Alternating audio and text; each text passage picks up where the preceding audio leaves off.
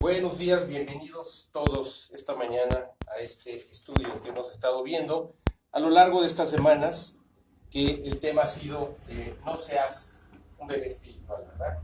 Esto está fundamentado en la palabra, no es de mi creación o imaginación, lo dice la palabra, para que no seamos niños fluctuantes, dice el Señor, ¿verdad? Llevados por doquier de todo viento de doctrina, ¿verdad? Aquí lo dice, no seamos niños fluctuantes, ¿de acuerdo? Y también, aquí está, ok, estamos ya casi llegando a las conclusiones. ¿Sí lo alcanzan a ver por acá? Sí. Sí, ¿verdad? Ok. Bien, Santiago, ¿quieres leer lo que dice ahí, por favor? En la vida espiritual solo el crecimiento en la gracia es lo que complace a Dios. Segundo de Tesalonicenses 1:2. Para que el nombre de nuestro Señor Jesucristo sea glorificado en vosotros y vosotros en él, por la gracia de nuestro Dios y del Señor Jesucristo. Ok. Vamos a llegar ya a las conclusiones. Y entonces dices, Padre, sí quiero crecer. Ya me di cuenta a lo largo y ancho de este estudio, esta prédica, que sí necesito crecer, que me he quedado como un niño, tal vez han pasado muchos años, han pasado muchas situaciones, pero a la luz de lo que dice tu palabra, a la luz de lo que dice este estudio, que es tu verdad, ¿verdad? Me falta crecimiento. Pero ahora sí quiero, Dios, sí quiero aprovechar esta oportunidad y entonces yo te suplico, te pido que me hagas crecer. Y entonces, para poder ser más objetivos, aquí, y dejemos de ser niños fluctuantes, aquí está la solución. El crecimiento solamente se da a través de la gracia de Dios. No se da de otra manera. No es porque alguien diga, yo soy más capaz, yo soy más inteligente, yo entiendo todas las cosas, yo sí puedo, yo sí soy muy responsable. No, aquí los méritos no son tuyos ni son míos. Los méritos son de Dios. Y esos méritos de Dios, dicho de otra manera, es que Él nos da su gracia. Él tiene todos los méritos, Él tiene toda la potestad, Él tiene todo el poder para entonces producir en nosotros lo que en nosotros es imposible, ¿sí? Y el crecimiento se dará a través de la gracia, que es, o sea, Dios tiene la gracia y te da la gracia, ¿de acuerdo? Y entonces si te da la gracia, Él va a producir lo que para ti y lo que para mí es imposible. La carne es lo que naturalmente somos. La carne son nuestros conflictos, nuestras pasiones, nuestros deseos, todo lo equivocado, eso somos nosotros, ¿verdad? Pero Dios quiere ir supliendo. ¿Te acuerdas la imagen que les puse al principio? Es una gráfica de pastel, ¿verdad? Donde, por un lado, vamos a decirlo así, el 100% es el ser, ¿verdad? Pero por un lado está Cristo y por otro lado estás tú. Entonces, de lo que se trata es que tú, como le dijo, ¿te acuerdas Juan el Bautista a los fariseos? Es necesario que yo mengüe, pero que Él crezca, ¿sí? Entonces, ¿cómo vamos a poner el ejemplo más claro de esto?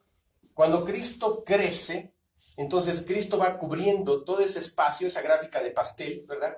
Va cubriendo, vamos a decirlo así porcentualmente, comienza con un 15%, un 25%, luego un 30%, un 60%, un 90%, para que nosotros quedemos en una porción marginal. O sea, mientras menos aflore mi carne, aflore mi naturaleza, más estará presente la presencia de Cristo en mi vida. Y aquí le damos ese sentido. Es necesario que yo mengüe, pero también es necesario que Cristo crezca en mi vida. Y Cristo va a crecer en mi vida conforme más gracia haya en mi corazón. Y la gracia está dispuesta. La gracia es para ti, la gracia es para mí. Si eres hijo de Dios, dentro del plan que Dios tiene para tu vida, también tiene toda la gracia necesaria para que tú y yo salgamos de problemas laborales, para que salgamos de problemas familiares, para que salgamos de problemas conflictuales, personales, para que salgamos de problemas con nuestros prójimos, ¿verdad? Y para que nuestra naturaleza esté lo más aplacada posible. Sí, también quiero mencionar y dejar bien claro que la naturaleza humana nunca dejará de existir dentro de nosotros. O sea, somos carne y esa carne, ¿sabes en qué momento ya deja de existir? y deja de molestarnos como toda la vida nos molesta. En el momento en que ya estemos delante de Cristo y delante de su presencia, entonces ya no habrá más carne, ya no habrá más problema, ya no habrá más conflicto, ya no habrá más sufrimiento. Ya no tendremos esa lucha de mi carne me está molestando, mi carne quiere lo malo, como decía Pablo, porque lo que hago no lo entiendo, porque lo que hago no es exactamente lo que quiero, sino lo que no quiero. Eso es lo que hago, ¿verdad? Entonces, ese era el conflicto que el apóstol Pablo, que era uno de los más entregados y con más fe tenía y más servicio hacía, él mismo reconocía ese conflicto espiritual, esa lucha espiritual. ¿Qué escuchan? Ay, ¿de qué es eso? Hombre, ya lo vi. Ese conflicto espiritual hasta el apóstol Pablo lo tenía, ¿verdad? Hasta que finalmente decía Pablo, yo no sé qué sea mejor, si estar en el cuerpo o ya estar fuera del cuerpo. Porque si estoy en el cuerpo, bueno, serviré al Señor, aunque tendré que seguir lidiando con mi carne. Pero si ya estoy con el Señor, estaré en la gloria, estaré con Él, libre de toda situación, pero ya no podré servirle al Señor mientras haya vida, mientras haya almas que ganar, ¿verdad? Entonces él mismo experimentaba conflictos, el conflicto de esa lucha contra la carne versus el espíritu, y el conflicto de no saber si era mejor estar aquí sirviéndole o estar allá gozando de toda la magnificencia, de toda la magnanimidad, de toda la gloria que el Señor, con el cual el Señor nos está esperando en el cielo, ¿verdad? Ok, entonces, sí, la única manera en que este conflicto se va a resolver es que yo siga menguando y que Cristo siga creciendo. Mientras más crezca, yo más paz tendré. Menos tendré que estarme enfrentando a estas luchas, a estos arrebatos, a estos conflictos, ¿verdad? En lo cual, acuérdate, la carne se mete en 3 tipos de problemas o pecados.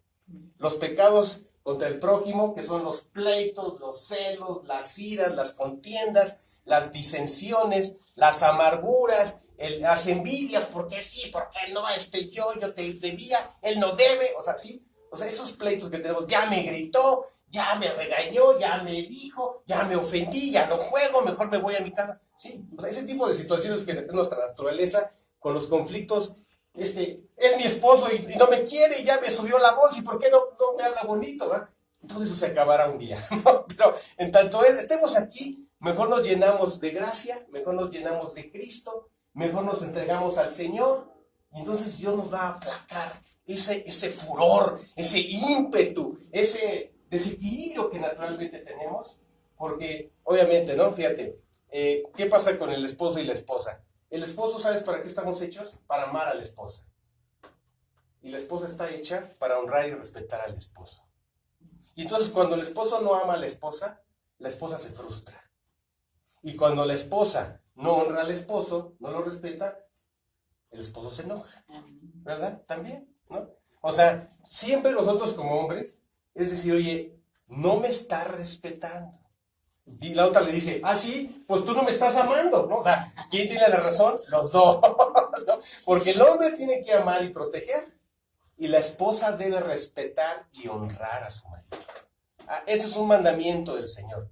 Y entonces cuando uno de los dos exige la parte que le corresponde, pero no ofrece o no da la parte que también debe dar, ahí empiezan los desequilibrios, ¿no? ¿Te acuerdas lo que dijo Pablo? Mira, si es posible que todos los seres humanos se queden como yo, bueno sería. Pero también, si se quieren casar, no pecan. Pero sí les digo algo, dijo Pablo, ¿verdad? Dijo, tendréis aflicción en la carne, y yo se los quiero evitar. O sea, hasta el matrimonio más perfecto, hasta la relación en la cual está fundamentada el Señor Jesucristo, ¿verdad? Es decir, cuando nos casamos en el nombre del Señor, con la bendición del Señor y en el plan del Señor, porque es su voluntad, hasta en esa voluntad perfecta habrá un conflicto, habrá un sufrimiento, ¿sí? ¿Por qué? Pues porque somos dos naturalezas, ¿no? Imagínate, si el apóstol Pablo, que tenía don de continencia, que era un apóstol entregado al Señor, él mismo experimentaba esta lucha espiritual de la carne versus el espíritu, pues imagínate dos naturalezas que a veces una sí quiere entregarse al Señor y otra no quiere entregarse al Señor. Una sí tiene el temor de Dios y otro no tiene el temor de Dios. Uno tiene la fe suficiente y el otro no tiene nada, es un incrédulo. Pues va a ser más conflictivo, ¿verdad? va a ser un sufrimiento que, ¿para qué te platico? Bueno, ¿sí? O sea, yo me casé con mi esposa en la bendición de Dios, con el Señor, con la misma fe, compartimos la misma fe desde hace muchos años, ¿verdad? Sin embargo, no somos idénticos, no somos idénticos, ¿no? Cada quien tiene su forma de pensar, cada quien tiene su fondo, su origen, y entonces es, a ver, vamos a, una de dos, o nos dividimos o sumamos. Porque si yo me obsesiono con lo que nos hace diferentes, pues estaremos separados. Pero en lugar de yo obsesionarme con lo que nos hace diferentes, sumamos con lo que sí coincidimos, eso nos fortalece. Y nos va a fortalecer de tal manera que lo que yo no podría alcanzar solo, ni ella sola, lo alcanzamos juntos con la bendición de Dios. De eso se trata, de obtener la gracia para que nuestro matrimonio armonice y tenga paz. Y lo mismo es, como dice, ahora sí que estamos en el mes de la patria, ¿verdad? En el mes muy mexicano, como dice esa canción mexicana. No soy monedita de oro para caerle bien a todos, ¿verdad? O sea, la estoy citando porque hoy es el mes de la patria, no por otra cosa, ¿verdad? Entonces, te dice esa canción, ¿verdad? Sí, a lo mejor, ¿qué crees? Que habrá algunos de ustedes que digan, este me cae súper bien. O sea, este en el buen sentido. O sea, este amigo me cae súper bien. O sea, le vamos al Puebla o le vamos a la América, nos gustan los autos, dice, me cae bien, ahí tiene empuje, etcétera, etcétera, ¿no? Pero habrá temperamentos, dices, ay, aquí no, como que algo falta, no me cae, no le entiendo, no hay coincidencias, ¿no? Bueno, pues ya sea una cosa o sea la otra, lo que necesitamos es la gracia de Dios, ¿sí? Es, pues, poner por alto no tu personalidad, no lo que tú crees o piensas, sino poner por alto lo que Dios dice, lo que Dios es y lo que Dios quiere para tu vida. ¿Ok? Entonces eso nos dará armonía. Como bien dijo desde al principio, somos un cuerpo y en el cuerpo de Cristo tenemos que estar unidos a través de coyunturas. ¿Cómo se une este dedo, ¿verdad? El dedo pulgar a el tronco de mi cuerpo? Pues a través de coyunturas, ¿verdad? O sea, todo está coordinado. Entonces, todos somos la parte del cuerpo de Cristo, pero necesitamos tener esa armonía. Y lo único que nos va a unir es nuestra fe. Lo único que nos va a unir es Jesucristo. Lo único que nos va a unir es la gracia. Porque si no, ¿sabes qué? Si no nos une la gracia y Jesucristo, ¿sabes qué? Lo único que va a suceder es que habrá, como sucedía con los corintios, ¿te acuerdas? En los corintios unos decían, oye, yo vengo a celebrar la cena del Señor y mira nomás qué vianda traigo, ¿verdad? Nada más, yo creo, pavo a la naranja, ¿no? Pato a la naranja, ¿no? Y el otro decía, yo nada más traigo un panecito de cebada, ¿no? Entonces, el que traía el pato a la naranja, pobrecito de él. Yo tengo para mi pato a la naranja y llega con su panecito de cebada, ¿verdad? Y entonces empezaron a decir, yo soy más que tú, no, tú eres, y entonces juzgaban y peleaban, ¿verdad? Entonces dijo Pablo, se están reuniendo, pero no para lo mejor, sino para contender unos con otros. Y eso no es agradable delante del Señor. Si quieres comer tu pato a la naranja, ve y cómete tu pato a la naranja en tu casa. Si tú quieres, pero aquí cuando vengamos, dijo Pablo, todos vengan con un espíritu de oración, de fe y de unidad, para poder ser edificados en el nombre del Señor. ¿Verdad? Ok, bien, ahora sí, vamos a continuar. Bien. Tú mira, ¿alcanzas a leer? Sí. Ponte de pie para que puedas verlo. Segunda de Timoteo 2:1. Tú pues, hijo mío, esfuérzate en la gracia que es en Cristo Jesús. Juan 1, del 16 al 17. Porque de su plenitud tomamos todos, y gracia sobre gracia. Pues la ley por medio de Moisés fue dada, pero la gracia y la verdad vinieron por medio de Jesucristo. Ok, entonces fíjate, dos exhortaciones que tenemos que comprender, ¿sí? Número 1, si tú te vas a esforzar, no va a ser como la clásica recomendación del padre hacia los hijos. Mijo, estúdiale, échale ganas, no me repruebe ninguna materia. Es más, si me sigue pasando con 10, lo voy a llevar a Disneyland o lo voy a llevar a Acapulco, te voy a regalar tu bicicleta. échale ganas, mijo, ¿sí? Y todo va a estar bien. ¿Quieres ir de paseo? Vas a ver, te voy a llevar del paseo que tú has querido. Y te voy a comprar esos tenis, especialmente los tenis que tanto me has pedido y que te encantan, te los voy a dar, ¿verdad? Esto sería el anhelo del padre hacia el hijo, o la forma de estimular. Pero fíjate que aquí dice Dios que es diferente. Tú pues, hijo mío, porque el que está hablando aquí es el Padre Eterno, ¿eh?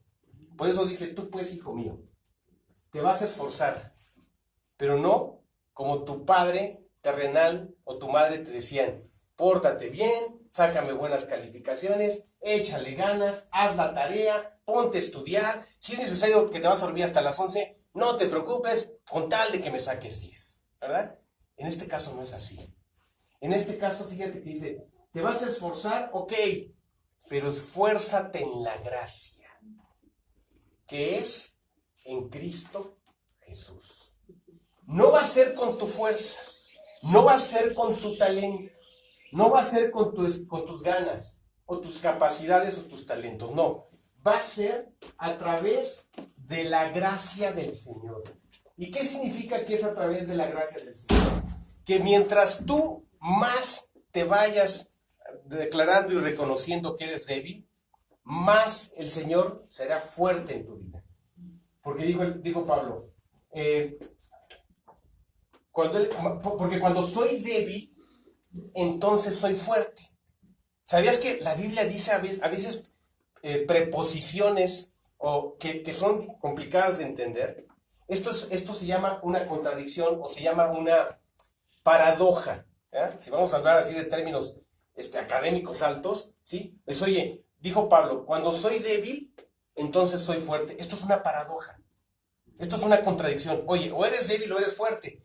No, resulta que espiritualmente, cada vez que tú y yo reconocemos nuestra debilidad humana, es que fíjate, ¿sabes por qué el mundo no lo entiende?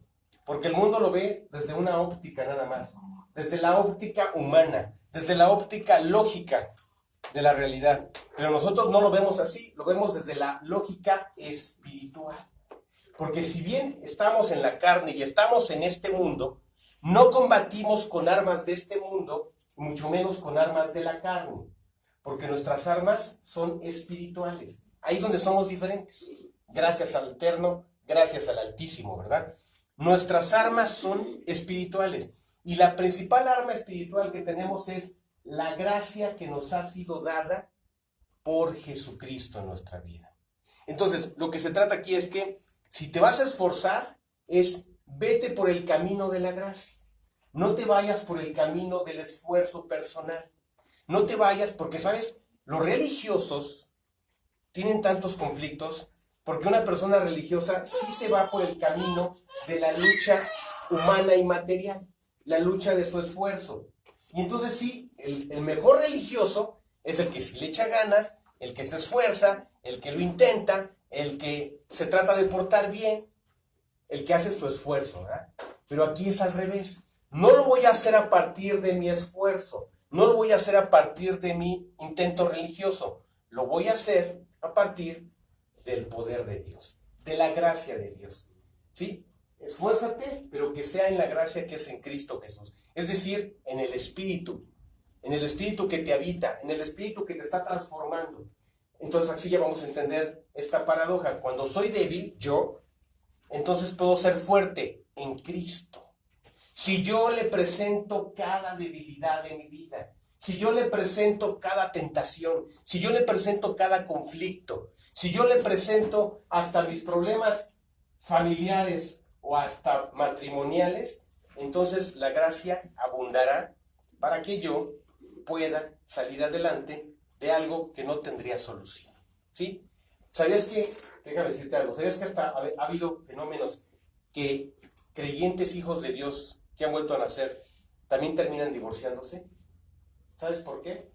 Porque no caminaron el camino de la gracia, caminaron el camino de su esfuerzo.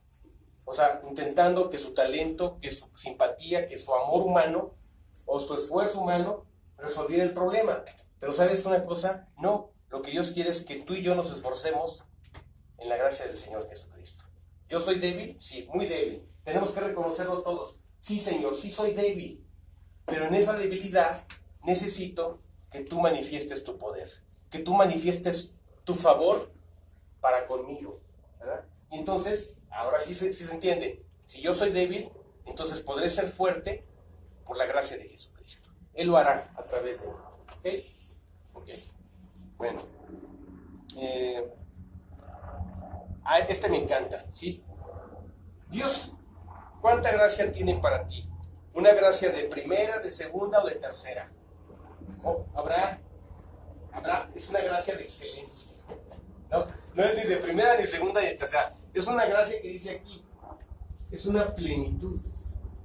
La plenitud del Espíritu para tu vida, ¿sí? Gracia, tomamos todos, y gracia sobre gracia. Ok, ¿qué significa esto? Que gracia sobre gracia, que la gracia es inagotable.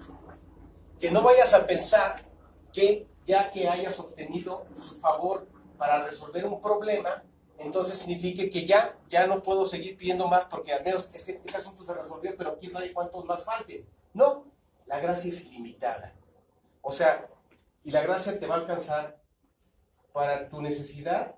Fíjate, aquí me voy a acordar de mis clases que ahora estoy dando. Y me voy a meter un poquito al mundo y me salgo del mundo y me regreso a lo espiritual. Hay una pirámide que se llama la pirámide de Maslow. Me emociona hablar de estas cosas, porque es lo que hablo en mi clase, ¿verdad? Y en esa pirámide de Maslow, con W, hay 5 niveles, ¿verdad? Y el primer nivel es la primera necesidad. Y ahorita tu necesidad apremiante, primero que nada, es que estés respirando. Yo también, ¿verdad? Esa sería una necesidad elemental. También es importante que estés hidratado, porque si no estás hidratado, te vas a sentir así como con cansancio, ¿verdad? Agotado, ¿sí? Entonces es necesario que estés hidratado. Segunda necesidad, que tengas líquido, agua, ¿sí? Y también otra necesidad importante es que hayas comido, ¿verdad? Esas son las, vamos a decirlo así, las 3 necesidades elementales. Respirar, tomar agua y comer, ¿verdad? ¿Sí? Entonces, y luego siguen las necesidades de protección. ¿Qué significa esto? La protección económica, de un ingreso, de un salario, y de propiedad, ¿sí? O sea, de cosas que son necesarias para darte seguridad en este mundo material, ¿sí? Ok, bueno, todas estas cosas van estructurándose así en una pirámide hasta llegar a la más alta, que es la necesidad de autorrealización, ¿sí? Son 5 niveles. Y ya que llegas a ese nivel, se puede decir que un hombre está en equilibrio, según esta teoría, la pirámide de Maslow, ¿ok? Bueno, pues ¿qué crees? Que cuando hablamos de gracia sobre gracia, es que Dios te va a dar gracia para cubrir las necesidades más... espérame. Antes de llegar a la autorrealización, hay una necesidad, después de los elementales y las económicas, está otra necesidad que es la necesidad de afinidad, ¿sí? De identificación. Es decir, ya que tengo vida, he comido, estoy sano, luego tengo necesidades, según esta teoría, necesidades materiales cubiertas. Obviamente, pues lo que sigue es formar un hogar, una familia, y en ese hogar y en esa familia, pues tener el amor que se necesita, ¿verdad? Y así va creciendo la pirámide hasta llegar a la autorrealización que está en la punta de la pirámide. Bueno, pues déjame decirte que la gracia sobre gracia se aplica a cada uno de esos estratos. ¿Necesito gracia? ¿Sabes por qué le damos gracias a Dios cuando comemos? Porque Dios ha cubierto una de las primeras necesidades elementales de ese estrato. Gracias, Dios, porque hoy tú me estás dando de comer. Comer y beber, ¿verdad? Y luego, cuando tú tienes un trabajo, le dices, gracias, Dios, porque tú me das un sustento, porque me das un trabajo, porque me das lo necesario, y a partir de ello puedo planificar mi vida en lo necesario, lo indispensable, etcétera, etcétera, ¿sí? Y así, entonces, la gracia sobre gracia significa que para cada estrato de tu vida habrá gracia, ¿sí? Si tú quieres estar en amor y en armonía con los que debes de amar, déjame decirte que el matrimonio o el noviazgo es algo tan hermoso, tan romántico, tan precioso, ¿verdad? Se fundamenta en una necesidad natural del alma. Pero llega un momento en que la cosa se complica, ¿verdad? ¿Por qué? Pues porque somos seres complejos, porque a veces queremos una cosa, unos, otros quieren otra, y entonces a veces hay diferencias, ¿verdad? A veces alguien sí quiere más de Dios, otro no quiere más de Dios, ¿verdad? Y entonces ahí necesitamos gracia para cada área de nuestra vida, para que siempre la gracia nos acompañe y siempre la gracia nos bendiga y nos saque adelante. Cuando haya situaciones que se traban en la relación con tus hijos, en la relación con tu pareja, no necesitas una terapia, lo que necesitas es más gracia. No necesitas, vamos a decirlo así, en un caso necesario, sí, un mediador que ayude a poner las cosas en orden, ¿verdad? Pero el mayor mediador es Jesucristo, que te llenará a ti y llenará a la otra persona, y entonces podrá ver la armonía que en ese momento no estás teniendo, ¿sí? O sea, gracia y más gracia. Toda esa pirámide de 5 necesidades, esta gracia nos da para ello. Nos da para poder tener la armonía, ¿sí?, que Jesucristo quiere darnos en nuestra vida. ¿Ok? Bien. Anita, quisiera leer esto, por favor. ¿Cómo podemos crecer en la gracia? Un cristiano que tiene poca gracia tiene poco fruto permanente. Así que tenemos que crecer. Para crecer necesitamos cumplir algunas cosas. Ok, sí. Entonces, ya me di cuenta. Necesito más gracia en mi trabajo. Necesito más gracia con mi matrimonio. Necesito más gracia para mis necesidades. Necesito más gracia hasta para poder estar aquí bien, en paz y tranquilo. Gracia sobre gracia. Eso es lo que necesito. ¿Ok? Bien. Ahora, fíjate, así como hablamos, fíjate, deliberadamente mencioné esta pirámide de Maslow, ¿verdad? Donde hay necesidades. Aquí vamos a extrapolar. Vamos a hacer un paralelismo, ¿verdad? Y entonces sí, lo primero que yo necesito para tener gracia es comer. Es, oye, ¿y cuál es la comida? A ver, explícame, ¿cuál es la comida? Aquí está. Mija, ¿quiere leer, por favor? Primera de Pedro 2:2. Desead, como niños recién nacidos, la leche espiritual no adulterada, para que por ella crezcáis para salvación. Ok. Y entonces, resulta que si hay un alimento que es un alimento espiritual. Ese alimento espiritual es una leche no adulterada. O sea, no es una leche rebajada, es una leche pura, llena de proteínas, pero esto es un paralelismo, es una metáfora, ¿verdad? ¿Cuál es la leche espiritual no adulterada? La palabra de Dios. La palabra de Dios es esa leche espiritual no adulterada. Yo necesito vivir en la palabra. Yo necesito todos los días conocer a Dios en su palabra. Y ese conocimiento de la palabra de Dios me dará nutrientes. Las proteínas tienen aminoácidos. Los aminoácidos son los elementos elementales para producir las células. ¿No me equivoqué, Kika? Para participar en el metabolismo de las células. Muchas gracias. Ella sí sabe más que yo, ¿no? Ok, entonces sí te das cuenta. Entonces yo también necesito proteína espiritual, aminoácidos espirituales para poder tener vida espiritual.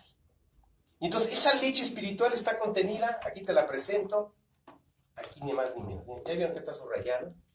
Me hace tan feliz subrayar mi Biblia, porque Dios me va mostrando cada cosa y cada color significa algo. Bueno, entonces de eso se trata, de ir alimentándonos de la leche espiritual. ¿Ok? Bien. Agustina. La leche es saberlo que la Biblia dice, las bases de la vida cristiana. La vianda o el alimento sólido es saber lo que la Biblia enseña, la sana doctrina y también ir profundo en nuestra relación con Dios.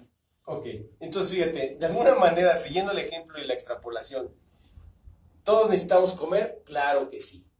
Pero se dice que a esta edad que tenemos nosotros, pues ya no es necesario tomar tanta leche. O sea, la leche se la vas a dejar a los niños, porque como decía un presidente, cuando la leche es poca, al niño le toca, ¿verdad? Así decía este presidente. Bueno, entonces exactamente, o sea, se supone que tú y yo como adultos, pues tiene que ser leche deslactosada, o leche de avena, o leche de cualquier otra, porque si no tenemos ya problemas, ¿no? Bueno, entonces exactamente, en el inicio de tu vida espiritual, tú y yo necesitamos tomar una leche lo más pura posible, ¿verdad? Y vamos, seguimos con la extrapolación o la metáfora. La metáfora, vamos a explicarla, ¿verdad? Dilo fuerte. Metaforización. Gracias, Julio. Sí, para poder aplicarlo a nuestra vida, ¿verdad? Entonces, ¿qué significa la leche? Pues la leche está contenida en un evangelio que se llama el Santo Evangelio según San Juan. En ese evangelio es la leche más pura que Dios nos pudo haber transmitido. Para que entonces empecemos a entender dos cosas.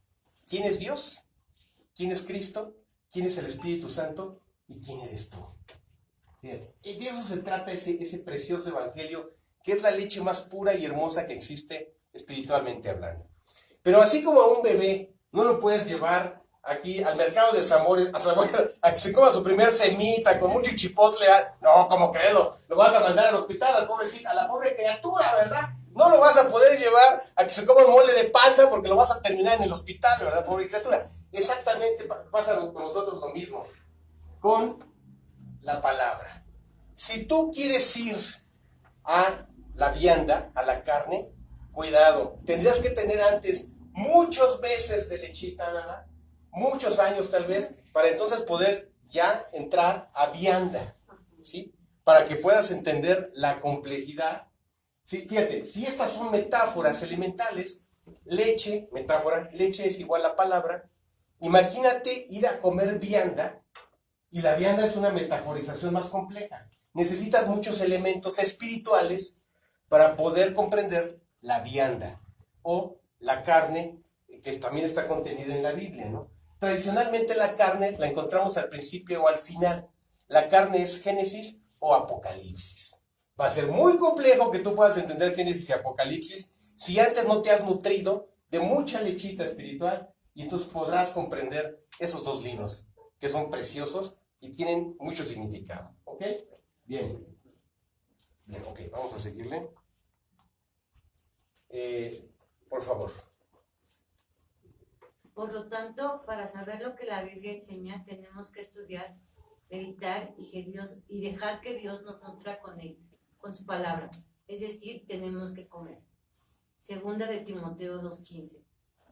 Procura con diligencia presentarle a Dios aprobado como obrero que no tiene de qué avergonzarse, que usa bien la palabra de verdad. Es decir, si tú entonces has estado alimentándote de leche durante ya algunos meses o años, entonces vas a poder comprender la sana doctrina que está en la palabra.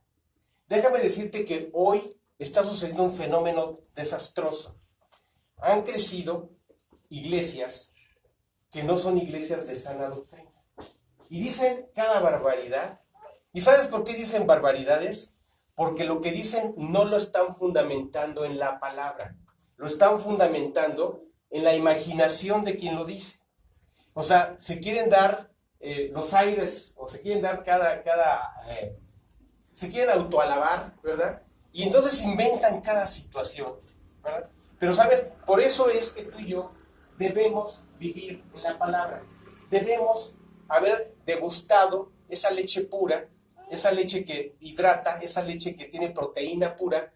Y entonces cuando escuchemos una corriente de falsa doctrina, dicen, oye, por favor, no vengas a inventar cosas. Eso no dice la Biblia. O sea, lo más maravilloso es que si tú vives en la palabra, cuando escuches alguna corriente, alguna doctrina equivocada, fíjate, el mismo apóstol dice que ha llegado al punto de que hay doctrinas de demonios que se han infiltrado o que han tratado de infiltrarse en la obra de Dios.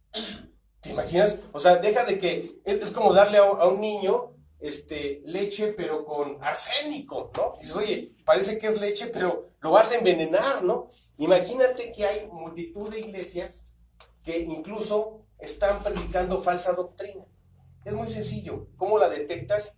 Si el que predica dice algo contra la palabra, contra Cristo, contra Dios Padre, contra el Espíritu Santo, contra lo eterno, ¿sí? Y lo dice, ¿sabes qué? No le hagas caso, porque no lo está fundamentando, está predicando en contra de la verdad. Y eso no es eso es falsa doctrina, ¿sí? Entonces hay que tener mucho cuidado. Todo lo vamos a fundamentar en la palabra. procura con diligencia presentarte a Dios aprobado. Como veo que no tiene de qué avergonzarse, que usa, aquí todo esto es para llegar a esto, que usa bien la palabra, porque la palabra es verdad. ¿Ok? Ese es el fundamento. Bien. Mira, en la semana me topé, fíjate, vamos a hacer rápidamente un ejemplo de lo que sería vianda. Y esto va a aparecer mi clase que hago semana tras semana. Ahora sí que ustedes van a participar y como les digo a mis alumnos, el que me conteste esto tiene 10, ¿no? En este caso no hay calificaciones, ¿verdad? En este caso... Exactamente. Bien, entonces, les voy a... Aquí está. El que me explique... Mija, tú te vas a quedar calladita, tú no vas a decir nada, ¿ok? El que me explique esto, porque esto es vianda, ¿eh? Dice así. Estoy leyendo el libro de Números y dice así: toma la vara, le dice Dios a Moisés, y habló el eterno Dios Señor a Moisés diciendo: toma la vara y reúne la congregación, tú y Aarón. Ay, también Julio ni Nancy, porque esto lo expliqué ayer. Ok, sí, ok. Tú y Aarón, tu hermano, y hablad a la peña a la vista de ellos, y ella dará agua, y le sacará aguas de la peña, y darás a beber a la congregación y a sus bestias. Esto que acabo de leer es vianda, ¿sí? Porque si bien acá está muy fácil entender que la leche espiritual es la palabra, aquí hay una metáfora, está increíble. ¿Quién me dice qué significa cada elemento de esta metáfora? O sea, déjame explicarte algo. Más que metáfora, es algo que sucedió, es una figura, ¿sí? Es una alegoría. Es decir, esto que sucedió representa algo. A ver, Jorge. Pues en ese momento estaban haciendo una revelación de lo que iba a ser en el futuro la gracia. Que cualquier necesidad, por muy básica o difícil que sea, por ejemplo, el agua en el desierto, Así es. nosotros siempre requiriéramos a la peña, con un corazón. ¿Quién es la peña? ¿Quién es la peña? Jesús. Ahí está. ¿Sí? Y entonces, ahí vas bien, ¿eh? Primer parte, perfectamente, como les digo a mis alumnos, ya tienes tus primeros 5 puntos. Faltan los otros 5 para que saques 10, ¿ok? Espérame, Jorge. Excelente, excelente, has interpretado correctamente esto que es vianda, ¿sí? Tú y Aarón, hablad a la peña. Entonces, la peña dijimos que era ¿quién? Jesús. Es correctísimo. A la vista de ellos. Y ella dará su agua. Y le sacarás aguas de la peña. Pregunta de examen. ¿Quién es el agua? Jorge. El Espíritu Santo. Exacto. Entonces, ¿quiere decir? Sí, así es, efectivamente.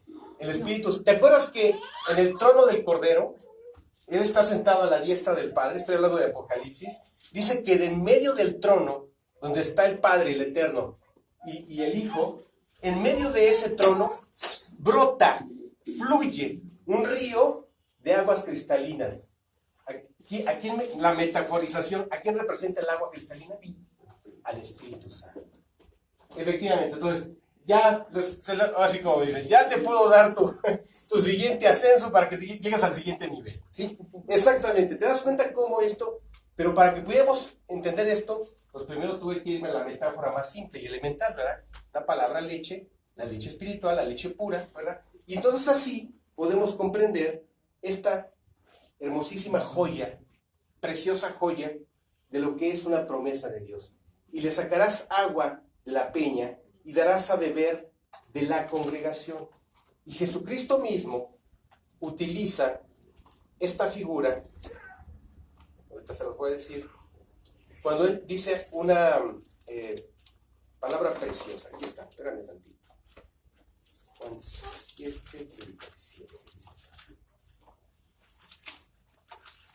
Aquí está. Fíjate. Y entonces, el Evangelio según San Juan, que es la leche espiritual, nos dice así: en el último y gran día, estoy leyendo Juan 7:37, en el último y gran día de la fiesta, Jesús se puso en pie y alzó su voz, diciendo: si alguno tiene sed, venga a mí y beba.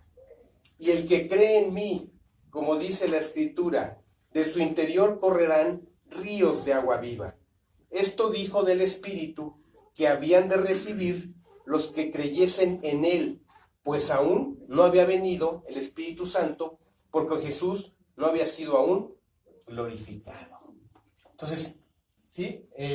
Ahorita al final vamos a escuchar, vamos a alabar a Dios con una melodía que es preciosísima, que habla acerca de que Jesús es la peña de Oreb.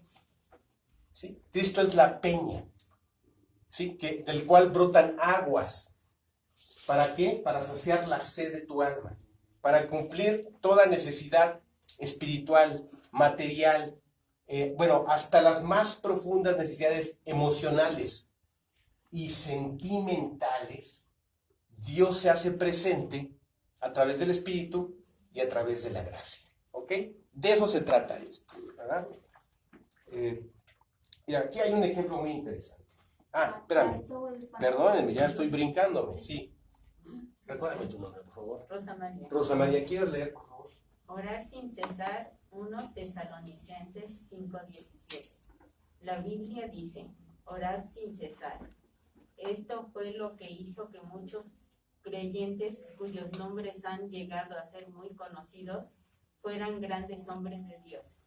Fíjate, un hombre de Dios, ya lo vamos definiendo, es aquel que vive en la palabra, que se alimenta con la leche espiritual. Pero también un hombre de Dios es aquel que todo el tiempo se la pasa orando y clamando a Dios. Y el ejemplo que rápidamente llega a mi mente es uno que oraba 3 veces al día. ¿Quién? ¿Quién dijo? Daniel. Exactamente. Daniel entendió que para él orar era como para ti y para mí desayunar, comer y merendar. Vaya que lo entendió. Y entonces 3 veces al día abría las ventanas de su cámara y dirigiéndose hacia Jerusalén, oraba al Padre fervientemente. Y esa oración ferviente lo libró de todas las pruebas, de todas las trampas que le ponían, ¿verdad? Fíjate qué maravilloso. Entonces, orad sin cesar. Ora por lo que te preocupa, por lo que te molesta, por lo que te da miedo, por lo que tú necesitas. Ora por milagros.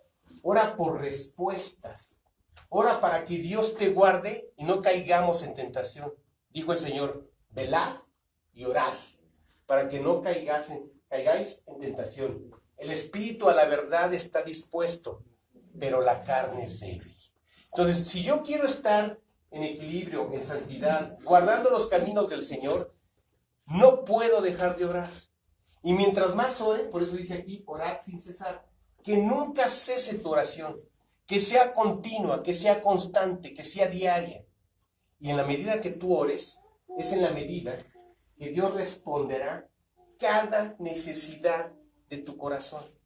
Es indispensable esto. Y ahora sí, vámonos rápido a estos ejemplos. Jorge, ¿lo alcanzas a ver? Sí. D.L. Moody era un hombre de oración. Un día abordó a un hombre en la calle preguntándole, Señor, ¿es usted salvo?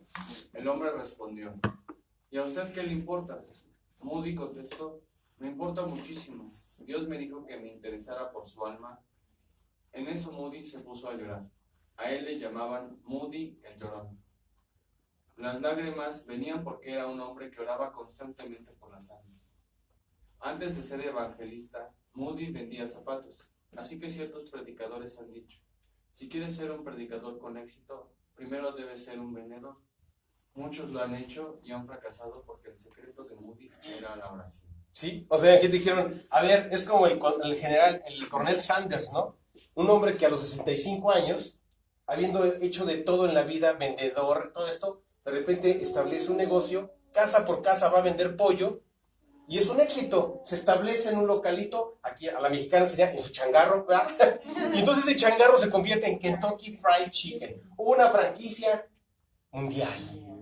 Y a los 65 años se hizo millonario. 65 años de edad, ¿verdad? Entonces todos dijeron, pues vamos a hacer lo que este hombre hizo. Bueno, pues Moody era más o menos el estilo. ¿Sabías que hay un instituto Moody que patrocina infinidad de cosas en el mundo?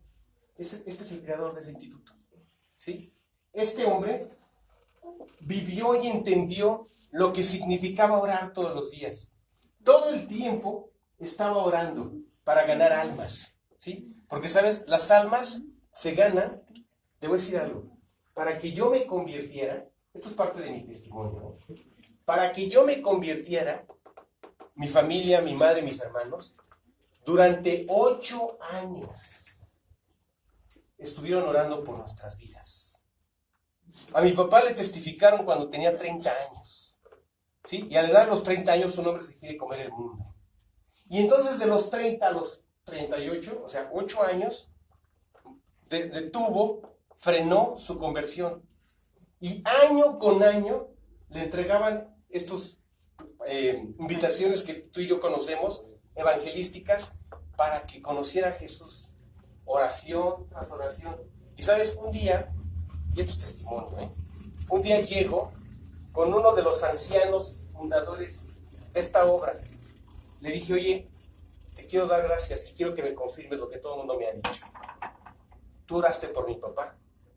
Me dice, ¿cómo se llama tu papá? Manuel Ortega. Y dice, claro que sí, lo tenía escrito en la parte posterior de la Biblia. Y así tengo muchas Biblias, que cada vez que alguien se convertía, yo iba palomeando. Y claro que sí, tu papá está escrita en una de mis Biblias, pero ya está palomeado porque tu padre se convirtió. Y dije, no lo puedo creer. Sí, imagínate nada más. ¿Quieres que se salve tu familia? ¿Quieres que se salven las personas que amas? Pues haz tu lista de oración y clama por sus vidas. Yo no sé si se va a tardar 1, 2 o en mi caso fueron 8 años. Yo me pude haber convertido a los 10, es probable, no lo sé. Tenía 10 años, pero 10 años después, 8 años después, a los 18 años, cuando me dijeron, oye, ¿te gustaría volver a nacer? ¿Te gustaría que Cristo fuera tu Salvador? ¿Qué le vas a decir a Cristo si Él toca la puerta de tu corazón? Y yo, ¿sabes qué contesté? Fíjate, yo contesté como alumno de excelencia, ¿no? Dijeron, oye, si te mueres hoy, ¿dónde te vas? Yo dije, al infierno. ¿Eres pecador? Dije, sí, soy pecador. Oye, necesitas a Cristo, pero lo estuve buscando toda mi vida. Oye, ¿sabías que Dios te ama? Dime cómo me ama, porque es lo que quiero escuchar. ¿Sí? Oye, si Cristo toca la puerta de tu corazón, ¿qué le vas a decir? Dije, bienvenido, que entre. O sea, alumno de excelencia. ¿Sí? ¿No? O sea, a todo, yo ya lo sabía, yo ya lo entendía. Y vas a decir, oye, ¿y entonces este cuate era más allá? No. 8 años de oración para que en el momento en que me tocó mi turno, para que yo eligiera mi salvación, yo dijera, ya por favor, quiero que Cristo entre a mi corazón. Si tú quieres que tus seres que amas se conviertan, necesitarás orar por ellos. Y se van a convertir. ¿Sí? Y luego también les he platicado, ya se me está acabando el tiempo, ¿verdad? Todavía no. Perfecto, gracias. ¿Cuántos minutos tengo? 10 minutos. Gracias, muchas gracias. Ok. Y entonces imagínate que una tía, y lo digo porque es testimonio y es para la gloria de Dios, una tía que hace 34 años escuchó este mensaje, ¿sí? Nos corrió de la casa, de su casa. ¿Sí? Dijo, nunca más vuelven a entrar a esta casa.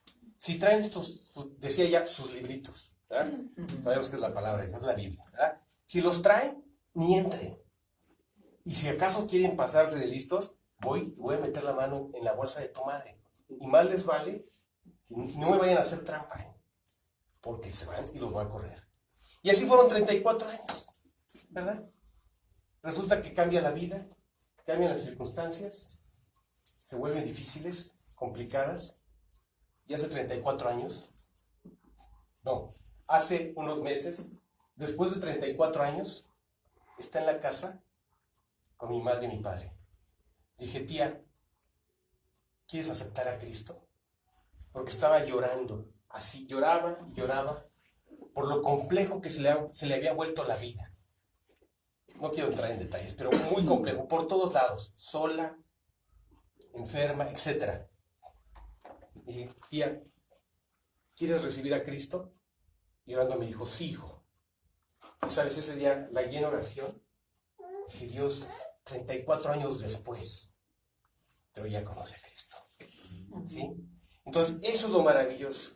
Que tú no guardes silencio, que tú testifiques en silencio y con palabra, para que finalmente un día los que van a conocer al Señor sepan y conozcan que es Dios el que ha hecho las cosas y quien les está regalando la salvación que tú conoces, ¿verdad? Ok, otro ejemplo. ¿Quién alcanza a ver por ahí? El que alcanza a ver claramente, que lo lea. Charles Finney, él era un abogado cuando fue santo. Muchas veces después de una gran reunión regresaba a su casa, ponía su caballo en el establo y se ponía a orar fervientemente hasta que desmayaba por el frío. Un hombre empleado de la casa tenía que levantarlo y llevarlo a su casa. Muchos dicen, ¿es necesario ser un abogado para ser un buen predicador? Muchos lo han hecho y han fracasado, porque el secreto de Finney era la oración. Este era un hombre del siglo XIX, por eso estamos hablando de un caballo, ¿verdad? O sea, si hubiera sido el siglo XX, pues se quedaba en su Ford Modelo T, y entonces sobre el Ford Modelo T oraba hasta que ¡zas! Se le iban las... No, pero no estamos hablando del siglo XX, estamos hablando del siglo XIX. Y entonces ahora sí que dejaba su caballo, ¿verdad? Y entonces sobre la silla del caballo oraba, así, era una buena posición, ¿no? O sea, te agarras de, no sé cómo se llama esa parte más alta de la silla, no sé cómo se llama, no sé, charrería, ¿no? Donde hacen la amarre, ¿verdad? Tiene su nombre, no sé cómo se llama. Entonces él se agarraba de allí, desmontaba el caballo, y el caballo más fiel que un perro, ¿verdad? Ahí estaba, él estaba orando. Se le iba el tiempo, la noción del tiempo. Llegaba a las 8 o 9 de la noche, y eran la 1 de la mañana, y él seguía orando ahí. Hasta que finalmente el frío era tan intenso, ¿sí? Y en ayunas, que ¡zas! Se caía. Entonces llegaban sus caballerangos, sus mozos, y lo levantaban, lo llevaban adentro de la casa, ¿verdad? Era un hombre próspero, muy próspero, ¿verdad? Pues era abogado, era muy exitoso, muchos caballos que tenía.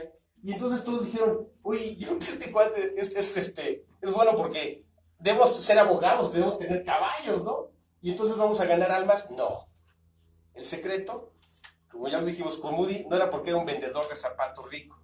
Tampoco es porque este hombre fuera abogado o tuviera una cuadra de caballos. Sino el secreto era porque oraban fervientemente para que Dios les contestara. Y así es como Dios nos contesta.